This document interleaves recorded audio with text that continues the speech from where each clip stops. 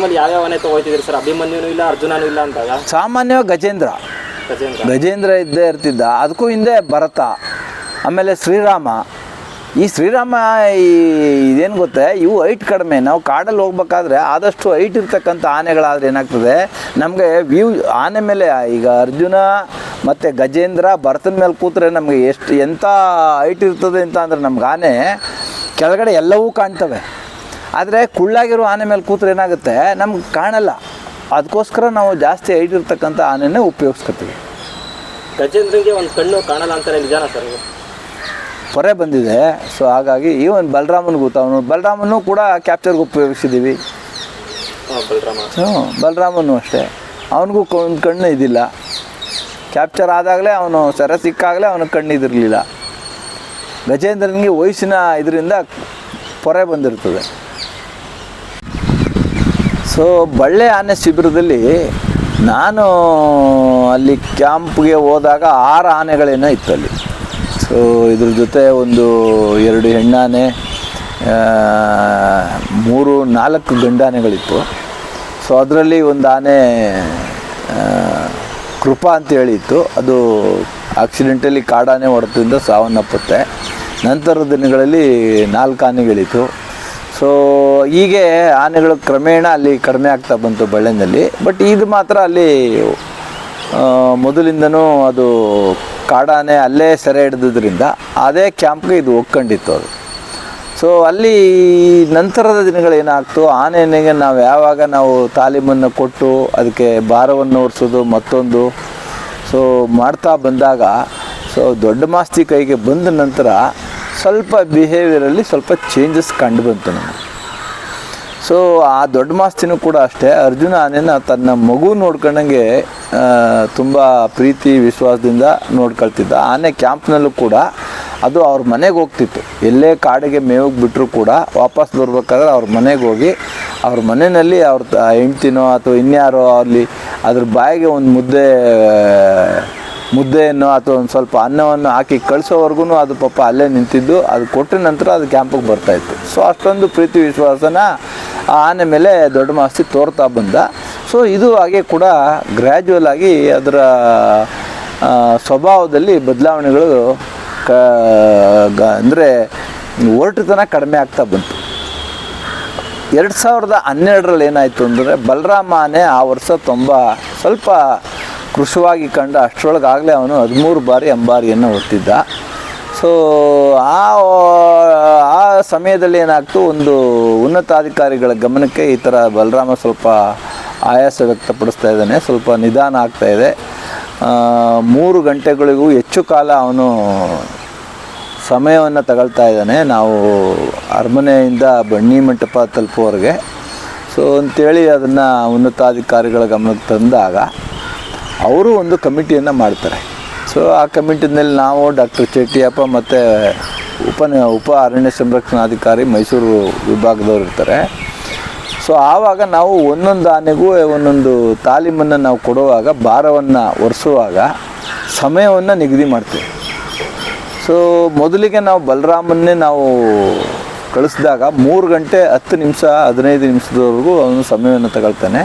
ನಂತರ ನಾವು ಅರ್ಜುನನ್ನು ಕಟ್ತೇವೆ. ಅವನು ಭಾರವನ್ನು ಹೊತ್ತು ಮೈಸೂರು ಅರಮನೆಯಿಂದ ಬನ್ನಿ ಮಂಟಪದವರೆಗೆ 2 ಗಂಟೆ 5 ನಿಮಿಷಕ್ಕೆ ಅವನು ತಲುಪ್ತಾನೆ. 2 ಗಂಟೆ 5 ನಿಮಿಷ 10 ನಿಮಿಷದೊಳಗಡೆ ಅವನು ಸಮಯವನ್ನು ತಗೊಂಡು ಅಷ್ಟು ಬೇಗ ಅವನು ಬನ್ನಿ ಮಂಟಪವನ್ನು ತಲುಪ್ತಾನೆ. ಈವನ್ ಅಭಿಮನ್ಯುನೂ ಕೂಡ ಅಷ್ಟೇ 2 ಗಂಟೆ 15 ನಿಮಿಷದಲ್ಲಿ ಅವನು ತಲುಪ್ತಾನೆ. ಸರ್, ಇದು ಮರದ ಅಂಬಾರಿ ಯಾವಾಗಿಂದ ಸ್ಟಾರ್ಟ್ ಆಗಿ ಸರ್ ಅದು ಓಡಿಸೋದು? ಮರದ ಅಂಬಾರಿ ಸುಮಾರು 1997 ಅನಿಸುತ್ತೆ, 97-98ರಿಂದ. ಏಕೆಂದರೆ ಅಲ್ಲಿವರೆಗೂ ಮರದ ಅಂಬಾರಿ ಇರಲಿಲ್ಲ ಅನಿಸುತ್ತೆ. ಕಬ್ಬಿಣ ತೊಟ್ಲು ಒಳಗಡೆ ಮರಳು ಮೂಟೆ ಹಾಕಿ ಮಾಡ್ತಾಯಿದ್ದು ಅನಿಸುತ್ತೆ. ನಂತರದ ದಿನಗಳಲ್ಲಿ ಅಲ್ಲಿ 1 ವರ್ಷ ಯಾವಾಗಲೂ ಅದು ಮಹಾರಾಜರು ಚಿನ್ನದ ಅಂಬಾರಿಯನ್ನು ಸ್ವಲ್ಪ ಕೊಡಲಿಕ್ಕೆ ಏನೋ ಸ್ವಲ್ಪ ಇರ್ಸು ಮುರ್ಸು ವ್ಯಕ್ತ ಆಗ್ತಾ ಬಂತು ಸರ್ಕಾರಕ್ಕೂ ಅವ್ರಿಗೂ. ಆ ಹಿನ್ನೆಲೆಯಲ್ಲಿ ತುರ್ತಾಗಿ ಒಂದು ಚಿನ್ನದ ಅಂಬಾರಿಯನ್ನೇ ಹೋಲ್ತಕ್ಕಂಥ ಒಂದು ಮರದ ಅಂಬಾರಿಯನ್ನೇ ಮಾಡಿದ್ರು ಅಂತ ನಾನು ಕೇಳ್ಪಟ್ಟಿದ್ದೇನೆ. 1997 ಐ ಥಿಂಕ್.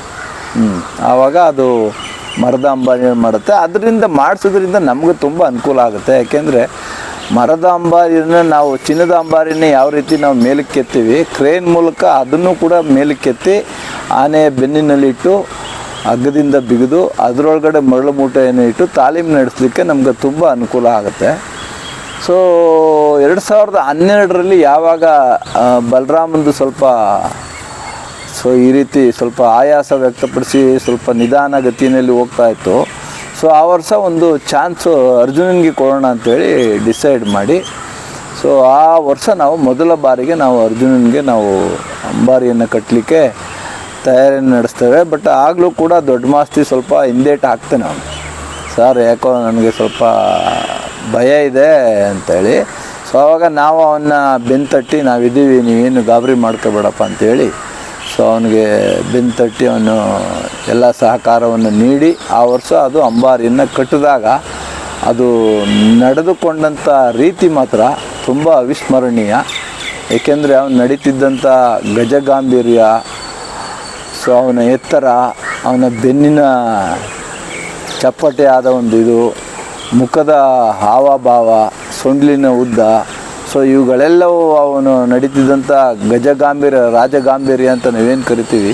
ಸೊ ಆ ಶಿಸ್ತಿನಲ್ಲಿ ಅವನ ಕೆಲಸವನ್ನು ನಿರ್ವಹಿಸ್ತಾನೆ. ಸೊ ಅಲ್ಲಿಂದ ಈಚೆಗೆ 2019-20 ಕೂಡ ಅವನು 8 ಬಾರಿ ಅಂಬಾರಿಯನ್ನು ಸತತವಾಗಿ 2019 ಕೂಡ ಸತತವಾಗಿ 8 ವರ್ಷಗಳ ಕಾಲ ಅಂಬಾರಿಯನ್ನು ಹೊತ್ತು ಅವನು ತನ್ನ ಕೆಲಸವನ್ನು ನಿರ್ವಹಿಸ್ತಾನೆ. ಸರ್ ಎಷ್ಟೊಂದು ಜನ ಹೇಳೋದೇನೆಂದರೆ ಅರ್ಜುನ ಅಂಬಾರಿ ಹೊರಗೆ ಸ್ಟಾರ್ಟ್ ಮಾಡಿದಾಗಿಂದ ಕ್ಯಾಪ್ಚರಿಂಗು ಸ್ವಲ್ಪ ಕಮ್ಮಿ ಮಾಡಿಬಿಟ್ರು, ಕರ್ಕೊಂಬರೋದು ಕ್ಯಾಪ್ಚರಿಂಗು ಮತ್ತು ಇದರಲ್ಲೆಲ್ಲ ಸ್ವಲ್ಪ ಕಮ್ಮಿ, ಅವನ್ನ ಬಿಡ್ತಾ ಇರಲಿಲ್ಲ, ಅಗ್ರೆಷನ್ ಜಾಸ್ತಿ, ಇಲ್ಲ ಸಾಯಿಸ್ಬಿಡ್ತಿದ್ದ ಅಂತ ಹೇಳ್ತಾರೆ. ನೀವು ನೋಡಿದಂಗೆ ಯಾವ ಥರ ಇರ್ತಿದ್ದ ಸರ್ ಅವನು? ಇಲ್ಲ, ಸಾಮಾನ್ಯವಾಗಿ ಅಂಬಾರಿ ಹೊತ್ತಂಥ ಆನೆಗಳನ್ನು ಸೊ ಬೇರೆ ಕೆಲಸಕ್ಕೆ ಉಪಯೋಗಿಸ್ತಿದ್ದು ಕಡಿಮೆ. ಯಾಕೆಂದರೆ ಇಲ್ಲಿ ಅಂಬಾರಿ ಅಂದರೆ ತಾಯಿ ಚಾಮುಂಡೇಶ್ವರಿ ವಿಗ್ರಹವನ್ನು ಹೊತ್ತಂಥ ಆನೆಗೆ ಆದಷ್ಟು ವರ್ಷವೆಲ್ಲ ವಿಶ್ರಾಂತಿಯನ್ನು ಕೊಟ್ಟು ಆಯಾ ಕ್ಯಾಂಪ್ಗಳಲ್ಲೇ ಉಳಿಸ್ಕೊತಾಯಿದ್ರು. ಸೊ ಇದರಲ್ಲಿ ಬೇರೆ ನಾವು ಕ್ಯಾಪ್ಚರ್ ಆಪ್ರೇಷನ್ಗೆ ಬೇರೆ ಆನೆ ಬರೋದ್ರಲ್ಲಿ ತೊಂದರೆ ಆಗಿದ್ದಾಗ ಮಾತ್ರ ನಾವು ಇವನನ್ನು ತಗೊಳ್ತಾ ಇದ್ವಿ. ಈಗ ಗಜೇಂದ್ರ ಯಾವುದೋ ಬರೋಕ್ಕಾಗಲಿಲ್ಲ, ಏನೋ ಮಸ್ತಲ್ಲಿದ್ದಾನೆ ಅಂಥ ಟೈಮಲ್ಲಿ ನಾವು ಇದನ್ನು ಉಪಯೋಗಿಸ್ಕೊಳ್ತಾ ಇದ್ವಿ. ಅಥವಾ ಬೇರೆ ಇನ್ನೇನೋ ಕಾರಣಗಳಿಂದಾಗಿ ಬೇರೆ ಆನೆ ಬರದೇ ಇದ್ದಾಗ ನಮಗೆ ಆನೆಗಳ ಸಂಖ್ಯೆ, ಬಲಾಢ್ಯ ಆನೆಗಳ ಸಂಖ್ಯೆ ಕಡಿಮೆ ಆದಾಗ ಮಾತ್ರ ನಾವು ಅರ್ಜುನ ಉಪಯೋಗಿಸ್ತಾ ಇದ್ವಿ. ಅದು ಬಿಟ್ಟರೆ ಬೇರೆ ಇನ್ಯಾವುದು ಕಾರಣಗಳಿಲ್ಲ. ಅಂದರೆ ಇವನು ಕ್ಯಾಪ್ಚರಿಂಗ್ ನೀವು ಎಷ್ಟು ಮಾಡಿದ್ರೆ ಸರ್ ಅರ್ಜುನನ ಜೊತೆ? ಅರ್ಜುನ ನಾವು ಕಂಡಂಗೆ ನಾವು ಇದು 2014 ಇವನು ಅಂಬಾರಿಯನ್ನು ಹೊತ್ತಿದ್ರು ಕೂಡ 2014ರಲ್ಲಿ ನಾವು 22 ಆನೆನ ಹಾಸನದಲ್ಲಿ ನಾವು ಸೆರೆ ಹಿಡಿದ್ವಿ. ವಿತಿನ್ 5 ತಿಂಗಳ ಅವಧಿನಲ್ಲಿ 22 ಆನೆಗಳನ್ನು ಸೆರೆ ಕಾರ್ಯಾಚರಣೆ ನಡೆಸ್ತಾ ಇತ್ತು. ಅದು ಮೊದಲ ಬಾರಿಗೆ ಏಷ್ಯಾ ಖಂಡದಲ್ಲೇ ಮಾಡಿದಂಥ ಕಾರ್ಯಾಚರಣೆ. ಅದರಲ್ಲಿ ಪೂರ್ತಿ ಇದ್ದ ಇವನು ಸರ್. ಅದು ಈ 2014 ಕ್ಯಾಪ್ಚರಿಂಗ್ ಟೈಮಲ್ಲಿ 24 ಆನೆ ಹಿಡಿದ್ರಿ. 22 ಅದೊಂದು ದೊಡ್ಡ ಕ್ಯಾಪ್ಚರು. ಅದರಲ್ಲಿ ಎಲ್ಲ ನಾವು ಮಾತಾಡ್ಸಿದ್ದು ವಸಂತ ಅವ್ರು ಹೇಳಿರ್ಬೋದು, ಆಮೇಲೆ ಸಣ್ಣಪ್ಪ ಮಹೇಶ್ ಅವ್ರು ಹೇಳಿರ್ಬೋದು, ರಂಜನ್ ಸರ್ ಆಗಿರ್ಬೋದು, ಎಲ್ಲ ಹೇಳಿದ್ದು ಒಂದೇ ಒಂದು ಆನೆ ಹೆಸರು ಅಂದರೆ ಶ್ರೀಕಂಠ ಅಂತ. ಶ್ರೀಕಂಠ ದತ್ತ ಅಂತ ಆನೆ ಇದೆ ನೋಡಿ. ಅದು ಸಿಕ್ಕಾಪಟ್ಟೆ ಫೈಟ್ ಕೊಡ್ತು ಅಭಿಮನ್ಯುಗಾಗಿರ್ಬೋದು, ಅರ್ಜುನನಿಗಾಗಿರ್ಬೋದು ಅಂತ. ಆ ಕ್ಯಾಪ್ಚರಿಂಗ್ ಯಾವ ರೀತಿ ಇತ್ತು ಸರ್ ಅದು? ಇಲ್ಲ, ಶ್ರೀಕಂಠ ಅಂತ ಇವರು ಕ್ಯಾಂಪಿಗೆ ತಂದಾಗ ಹೆಸರಿಡೋದಷ್ಟೇ. ಬಟ್ ಅಲ್ಲಿ ಎಷ್ಟನೇ ಆನೆ ಅನ್ನೋದು ನನಗೆ ಇಂಪಾರ್ಟೆಂಟ್. ಯಾಕೆಂದರೆ ಮೊದಲನೇ ಆನೆ, 2ನೇ ಆನೆ ಅಂದರೆ ನಮಗೆ ಗೊತ್ತಾಗುತ್ತೆ. ಶ್ರೀಕಂಠ ಅಂದರೆ ಏನಾಗುತ್ತೆ, ಕ್ಯಾಪ್ಚರ್ ಮಾಡಿದಂಥ ಆನೆಗಳಲ್ಲಿ ಯಾವುದೋ ಒಂದು ಆನೆಗೆ ಇವರು ಶ್ರೀಕಂಠ ಅಂತ ಒಂದು ಹೆಸರಿಡ್ತಾರೆ. ಸೊ ಅದರಲ್ಲಿ ಯಾವುದು ಮೊದಲನೇ ಆನೆ ನನಗೆ ಜ್ಞಾಪಕ ಇದೆ. ರಣರೋಚಕವಾಗಿ ಅದೊಂದು ಘಟನೆ ಆಯಿತು. ಯಾಕೆಂದರೆ ನಾವು ಕ್ಯಾಂಪ್ ಮಾಡಿದ್ಮೇಲೆ ಆನೆ ಹುಡ್ಕಕ್ಕೆ ಹೋದಾಗ ಒಂದು ಆಲ್ಮೋಸ್ಟು ಬೆಳಗ್ಗೆಯಿಂದ ಸಂಜೆವರೆಗೂ ನಮ್ಗೆ ಯಾವುದು ಆನೆನೇ ಸಿಗಲಿಲ್ಲ. ಸೊ ಆ ಟೈಮ್ನಲ್ಲಿ ಕೊನೆಗೆ 4:15 ಗಂಟೆಯಲ್ಲಿ ಎಲ್ಲೋ ಒಂದು ಕಡೆ ಇಲ್ಲೊಂದು ಆನೆ ಇದೆ ಅಂತ ಗೊತ್ತಾಗಿ ಸೆರೆ ಹಿಡಿದಂಥ ಆನೆ ಅದು. ಮೊದಲಿಗೆ ಅದು 2014ರಲ್ಲಿ ಹಿಡಿದಂಥ ಮೊದಲ ಆನೆ. ಅದನ್ನು ಡಾರ್ಟ್ ಮಾಡಿ ನಾವು ಆಲ್ಮೋಸ್ಟು ಒಂದು 5:45-6 ಗಂಟೆ ಆಗುತ್ತೆ ಅದು ಕೆಳಗಡೆ ನೆಲದಲ್ಲಿ ಬೀಳೋದು. ಸೊ ಅರವಳಿಕೆ ಕೊಟ್ಟ ನಂತರ ಸೊ ಆವಾಗ ಅಲ್ಲಿ ಏನಾಗ್ತದೆ, ನಾವು ತರಾತುರಿನಲ್ಲಿ ಕತ್ತಿಗೆ ಕಾಲಿಗೆ ಹಗ್ಗ ಹಾಕಿ ಅದು ಮೇಲಕ್ಕೆ ಹೇಳ್ತದೆ. ಹಗ್ಗ ಹಾಕ್ದಾಗ ಏನಾಗಿರ್ತದೆ, ಕೆಳಗಡೆ ಇದ್ದಂಥ ಒಂದು ಮರದ ರೆಂಬೆ ಕೂಡ ಅದರಲ್ಲಿ ಸೇರ್ಕೊಂಬಿಟ್ಟಿರ್ತದೆ. ಸೊ ಅದು ತುಂಬ ಸಾಹಸಮಯವಾಗಿ ಮತ್ತೆ ನಾವು ಅದನ್ನು ಆನೆಗಳನ್ನೆಲ್ಲ ನಿಲ್ಲಿಸಿ ಆ ಟೈಮ್ನಲ್ಲಿ ಸ್ವಲ್ಪ ನಮ್ಮ ಆನೆಗೂ ಆ ಆನೆಗಳಿಗೂ ಘರ್ಷಣೆ ನಡೆಯೋದು ಸಹಜ. ಅದು ಕಾಡಾನೆ ಯಾವುದೇ ಹಿಡಿದ್ರೂ ಕೂಡ ಸೊ ಘರ್ಷಣೆಗಳಾಗೋದು. ನಮ್ಮ ಆನೆಗೆ ನಮ್ಮ ಅಭಿಮನ್ಯು ಜಾಸ್ತಿ ನಾವು ಮುಂಚೂಣಿಗೆ ಉಪಯೋಗಿಸ್ಕೊತೀವಿ ಅಂಥ ಟೈಮ್ನಲ್ಲಿ. ಸೊ ಅದಕ್ಕೋಸ್ಕರ ನಾವೇನು ಮಾಡ್ತೀವಿ, ಯಾವುದೇ ಕಾಡಾನೆ ಸೆರೆ ಹಿಡಿದ್ರೂ ಕೂಡ ಮೊದಲಿಗೆ ಅದರ ಕೊಂಬುಗಳನ್ನು ತುದಿಯನ್ನು 1 ಇಂಚು ಅಥವಾ 2 ಇಂಚು ಕಟ್ ಮಾಡ್ತೀವಿ. ಯಾಕೆಂದರೆ ಅದು ಮೇಲಕ್ಕೆ ಎದ್ದ ತಕ್ಷಣ ನಮ್ಮ ಆನೆಗಳ ಜೊತೆ ಅದು ಫೈಟಿಗೆ ಬಿದ್ದೇ ಬೀಳ್ತೀವಿ. ಸೊ ಆವಾಗ ನಮ್ಮ ಆನೆಗಳಿಗೆ ಇಂಜುರಿ ಆಗಬಾರ್ದು ಅಂತೇಳಿ ತಡೆಯೋ ಉದ್ದೇಶಕ್ಕೋಸ್ಕರ ಆ ಕಾಡಾನೆಯ ಕೊಂಬಿನ ತುದಿಯನ್ನು ನಾವು 1 ಇಂಚು ಅಥವಾ 2 ಇಂಚು ಕಟ್ ಮಾಡ್ತೀವಿ.